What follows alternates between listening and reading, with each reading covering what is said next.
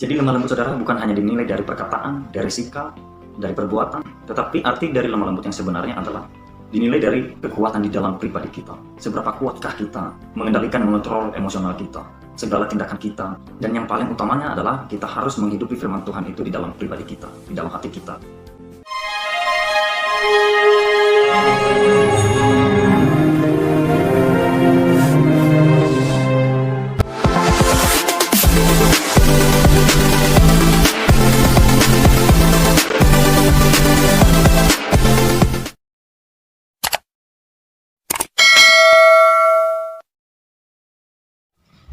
Ya, salam Bapak Ibu Saudara-saudari yang saya kasih dalam nama Tuhan kita Yesus Kristus. Kita jumpa lagi di sini. Ya, pertama-tama kita harus bersyukur kepada Tuhan kita, Allah yang Maha Kuasa, Allah pencipta langit dan bumi, Allah yang kita kenal, Allah yang kita imani, yaitu Tuhan kita Yesus Kristus, Allah yang mengajar kita dalam hal-hal kebaikan dan untuk memperoleh jalan keselamatan. Ada amin, saudara? Ya, saya dan saudara bersyukur karena sehingga pada saat ini ya, kita masih sehat-sehat selalu. Ya. Kita masih menikmati indahnya alam di dunia ini, saudara. Dan oleh karena itu, kita juga jangan lupa mengucap syukur dan berterima kasih kepada segala sumber itu adalah yang dari Allah itu sendiri, saudara. Dan oleh karena itu, saudara, mari kita merespon semua kebaikan Tuhan itu. Kita jangan lupa untuk selalu beribadah, jangan lupa untuk selalu berdoa, jangan lupa untuk mengikuti setiap perintah-perintahnya. Baik, saudara, sebelum kita masuk dalam pembahasan kita mengenai tentang firman Tuhan pada saat ini, mari kita berdoa terlebih dahulu supaya kita dijamah dan diurapi oleh Tuhan. Dan saya yakin dan percaya, dimanapun saudara berada, kita harus menekuninya dengan sungguh-sungguh, kita harus mengimaninya dengan benar-benar dari hati. Mari kita bersatu dalam doa. Tuhan Allah kami yang bertata di dalam kerajaan surga, kembali kami mengucap syukur Tuhan atas pertolongan-Mu Tuhan, atas penyertaan-Mu Tuhan, atas perlindungan-Mu Tuhan di dalam kehidupan kami, di setiap jejak langkah kami Tuhan. Engkau sumber segala kekuatan kami, dan kami yakin dan percaya semua itu kami laksanakan, kami perbuat oleh karena anugerah-Mu, oleh karena kekuatan yang daripada Engkau Bapa. Tuhan, sebentar Tuhan kami akan mau membaca dan merenungkan bagian dari firman-Mu Tuhan. Kiranya Engkau menjamah melawat setiap kami Tuhan. Kiranya Engkau menyucikan, menguduskan hati kami Tuhan. Janganlah pandang kami dari dosa Tuhan. Kiranya Engkau menghapuskan segala dosa-dosa yang kami perbuat Tuhan, sengaja maupun tidak sengaja, besar kecil, yang kelihatan maupun tidak kelihatan. Biarlah kuasa darah Yesus Kristus yang mengalir di atas kayu salib yang menyucikan segala dosa-dosa itu Tuhan. Jangan biarkan hati kami Tuhan dikuasai oleh kuasa-kuasa kegelapan.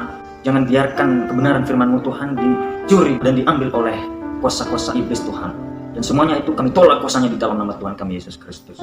Tuhan, pada saat ini kami sudah rindu untuk mendengarkan setiap firman-Mu Tuhan. Tuhan, inilah kehidupan kami, kiranya Engkau memberkati kami dimanapun kami berada bersama saudara saya yang saya kasihi, yang menonton lewat YouTube ini Tuhan. Kiranya Engkau memberkati mereka Tuhan, kiranya Engkau menjaga mereka, melindungi mereka Tuhan dimanapun mereka berada Tuhan. Kiranya Engkau menjauhi mereka dari segala mara bahaya, dari segala godaan-godaan iblis. Biarlah kami sama-sama selalu setia untuk beribadah kepada Engkau Bapa dan mendengarkan mengikuti segala perintah-perintah-Mu di dalam Alkitab Tuhan.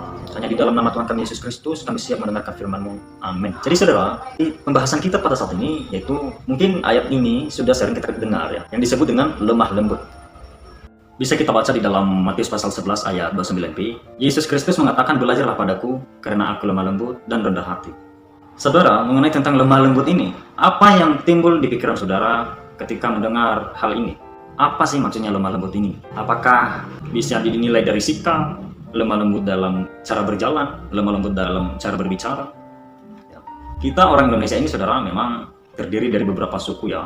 Setiap suku punya gaya bahasa masing-masing, punya cara berbicara masing-masing, punya cara berjalan masing-masing ya. Ada prinsip bawaannya masing-masing saudara. Misalnya saya contoh ya, saya orang Sumatera, asli suku Nias. Saya pertama kali merantau di Jakarta atau di Jawa karena saya berasalnya dari Sumatera. Ketika saya memasuki daerah di luar daerah saya gabung di tempat kerja dengan orang-orang yang tinggal di Jakarta itu banyak. Ada orang Sunda, Jawa, ada orang Kalimantan, Sulawesi ya. Ketika saya berbicara sama mereka saudara, saya sering dibilang, Beni, kalau kamu berbicara pelan-pelan dong, kita nggak tahu apa kamu ini marah atau bukan gitu. Kita nggak tahu kalau kamu ini apakah mau membentak kita ya, seolah-olah mau ngajak berantem nih kayaknya ini. Padahal sebenarnya saya tidak berniat untuk mau membentak mereka, tidak pernah berniat untuk memarahi mereka. Hanya bicara biasa saja, bicara ngobrol-ngobrol biasa, cerita-cerita.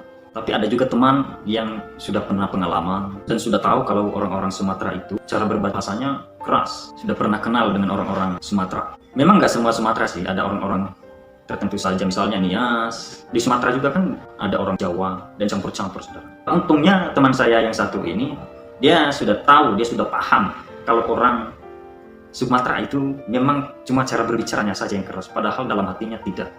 Memang ternyata benar, saudara. Saya waktu itu hanya berbicara biasa, tapi saya nggak dianggap marah. Justru saya kayak disinggung kembali gitu. Karena saya juga tidak memahami kan kebiasaan di Jawa, di Jakarta, seperti apakah cara berbicaranya kan gitu. Namanya awal-awal merata kan begitu, saudara. Jadi saudara, apakah lemah lembut ini hanya bisa dinilai dari sikap? Hanya sebatas cara berbicara, hanya sebatas cara berjalan? Tentu tidak, saudara. Lemah lembut. Ketika Yesus mengatakan hal demikian, belajarlah padaku karena aku lemah lembut dan rendah hati. Apakah Yesus itu tidak pernah marah, saudara? Apakah Yesus itu tidak pernah marah? Saya mau bertanya dulu. Jangan kita lupa bahwasanya ketika Yesus melihat mafia di dalam bait Allah, dia marah besar, saudara. Orang berjualan dalam gereja, dia marah besar. Dia mencapakan, membalikan meja, segala macam barang-barang di dalam itu. Dia membuka semua binatang-binatang yang ada di dalam bait Allah itu. Jadi ceritanya ini, saudara, di dalam gereja ini, ya, atau di dalam bait Allah ini, ada mafia di dalamnya, ada preman. Para imam sekongkol dengan penjual-penjual ternak, ya. Jadi pada masa itu, saudara, kalau mereka membawa persembahan itu, misalnya mereka membawa kambing domba, dan keseringan dipersulitkan dengan para imam itu sendiri. Ini kurang bagus, ini masih begini kekurangannya. Kamu harus beli di depan sana loh, yang jual itu. Nah, dia di sini dia. Padahal sebelumnya mereka sudah sekongkol dengan penjual ternak aslinya ini. Jadi para imam ini mendapatkan keuntungan. Jadi Yesus marah besar, saudara. Nah, apakah Yesus bisa dibilang lemah lembut? Tapi bisa marah. Jadi apa sih artinya lemah lembut ini? Berarti di sini maksudnya ini lemah lembut bukan dalam arti lemah. Jadi sesuai dengan tema kita, lemah lembut bukan dalam arti lemah, ya. Oke, kita membahas yang pertama, lemah lembut. Lemah lembut dalam bahasa Yunaninya yaitu prautes. Sekali lagi, dalam bahasa Yunaninya prautes. Sedangkan dalam bahasa Indonesianya adalah praus. Artinya adalah menggambarkan seekor kuda yang sudah tenang dan sudah terlatih dan sudah dijinakkan. Jadi lemah lembut itu, saudara, punya arti dalam bahasa aslinya yaitu pertama, tidak mudah terpancing atau mudah dikendalikan. Sekali lagi, tidak mudah terpancing, mudah dikendalikan. Jadi lemah lembut ini adalah orang yang bisa mengendalikan dirinya seperti kuda yang sudah tidak liar lagi, saudara, yang sudah tenang atau yang sudah dijinakkan. Jadi arti yang pertama, saudara, memiliki pengendalian diri, tidak mudah terpancing, bisa kita lihat di dalam Yakobus pasal 3 ayat 3. Bisa kita bacakan bersama-sama. Demikian bunyi firman Tuhan, kita mengenakan kekang pada mulut kuda, sehingga ia menuruti kehendak kita. Dengan jalan demikian kita dapat juga mengendalikan seluruh tubuhnya. Ada amin, saudara? Jadi saudara, kuda yang baik adalah kuda yang bisa mengikuti kehendak penunggangnya. Lemah lembut artinya kita memiliki kontrol atas diri kita. Banyak orang yang mengatakan bahwasanya lemah lembut itu hanya soal gaya bahasa. Ternyata tidak, saudara. Jadi artinya di sini kita harus bisa mengontrol diri kita sendiri, mengontrol emosional kita. Hidup kita dikendalikan oleh firman Tuhan. Ada amin, saudara? Amin. Jadi diri kita tidak dikendalikan oleh emosional kita, oleh egois kita, tetapi yang mengontrol diri kita adalah kita sendiri dengan cara menghidupi firman Tuhan di dalam pikiran kita, perbuatan kita, sikap kita, tindakan kita, dan sebagainya. Jadi oleh karena kita sudah hidup di dalam firman Tuhan, karena kita menghidupi firman Tuhan itu di dalam diri kita, dalam pribadi kita, jadi kita bisa mengontrol diri kita. Tidak mudah terpancing, ya saudara. Mulai dari perkataan kita, tidak menyinggung perasaan orang lain, tidak menusuk tentang perasaan orang lain, ya, tidak kasar dengan orang lain. Kita harus bisa lebih adem. Kalau orang marah sama kita, misalnya kakak kita, misalnya teman kita atau siapa, keluarga kita marah sama kita harus membalasnya dengan pelan-pelan. Misalnya dia marah, teriak-teriak, kita harus balas dengan baik. Udah, pelan-pelan saja. Kalau bicara harus pelan-pelan. Kalau ada masalah, ya mari kita bicarakan baik-baik. Begitu. Jadi artinya kita harus bisa mengontrol diri kita. Ya. Kita harus bisa bersikap tenang. Arti kelemah lembutan yang kedua adalah, atau prautes, dalam bahasa aslinya, tidak memusatkan perhatian dalam diri sendiri. Sekali lagi, tidak memusatkan perhatian dalam diri sendiri. Artinya, saudara, tidak sombong, selalu rendah hati. Bisa kita baca di dalam Matius pasal 1 ayat 18, yang demikian bunyinya, kelahiran Yesus Kristus adalah seperti berikut.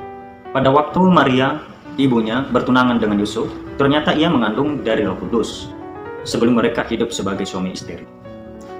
Jadi ceritanya nih saudara, ya. Ini kita bisa belajar kepada Yusuf atau suaminya Maria mengenai tentang sikap lemah lembut. Yusuf salah satu contoh yang luar biasa bagaimana menyikapi tentang maksud lemah lembut ini saudara. Jadi saudara, ceritanya ini ketika Yusuf dan Maria bertunangan, belum nikah, sementara Maria sudah mengandung dari Roh Kudus. Jadi luar biasa juga Yusuf ini saudara. Jadi saudara, saya mau menganjurkan kepada teman-teman kalau memilih pasangan, ya, atau misalnya cewek kalau memilih pasangan itu harus cari pria atau laki-laki yang cukup dewasa, yang cukup tenang, ya, yang bisa menguasai dirinya, yang bisa terkontrol emosinya, ya. Kalau kita lihat Yusuf di saat melihat Maria mengandung, padahal mereka belum apa-apa, belum ngapa-ngapainnya. Mungkin kalau kita di zaman-zaman sekarang ini, mungkin sudah bisa kita separkan seperti itu. Ternyata kamu ini sudah melakukan seksual sebelum kita nikah. Saya mau putuskan aja kamu, lalu diceritakan ke siapa saja. Sudah tidak mau dia nikahi, tapi mau diceritakan kepada saya.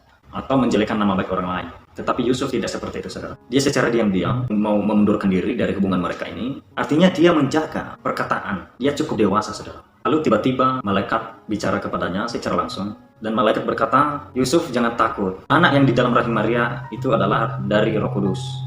Ketika Yusuf mendengar hal itu dari malaikat Tuhan sendiri, dan dia yakin dan percaya, saudara, bahwasanya itu benar-benar suara dari Tuhan Allah. Hal yang dialami Yusuf, saudara, bukanlah hal yang biasa. Mungkin kalau itu terjadi di dalam pribadi kita, saudara, mungkin kita sudah tidak sabar untuk menceritakannya kepada orang lain. Betapa sakitnya hati kita itu, sehingga kita mencemarkan nama baik istri kita misalnya. Nah, begitu juga kita dalam keluarga kita, saudara. Seumpama ada masalah di dalam keluarga kita, saudara, ada masalah dengan saudara kita curhat kepada Tuhan, saudara. Kita jangan menjelek-jelekan nama baik keluarga kita sendiri. Ada istilah kata, jangan mencuci baju di depan rumah sendiri. Begitu juga dengan cewek, ya, atau perempuan. Kalau ada kesalahan suamimu, jangan ceritakan ke tetangga. Begini. Suami saya itu seperti ini, tidak kuat kerja, malas-malasan. Begitu juga sebaliknya, saudara.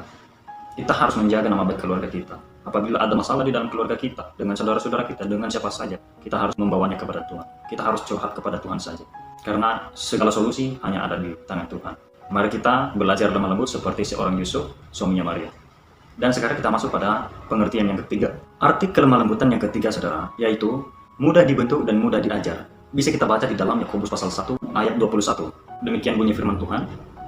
Sebab itu buanglah segala sesuatu yang kotor dan kejahatan yang begitu banyak itu, dan terimalah dengan lemah lembut firman yang tertanam di dalam hatimu, yang berkuasa menyelamatkan jiwamu. Amin, saudara. Jadi saudara, orang yang lemah lembut adalah orang yang mau belajar, orang yang mau diajar, saudara. Orang yang menyadari kesalahannya, orang yang menyadari bahwasanya dirinya tidak sempurna, orang yang menerima saran yang baik, saudara. Bijaksana dalam mempertimbangkan mana yang baik dan mana yang tidak baik, saudara.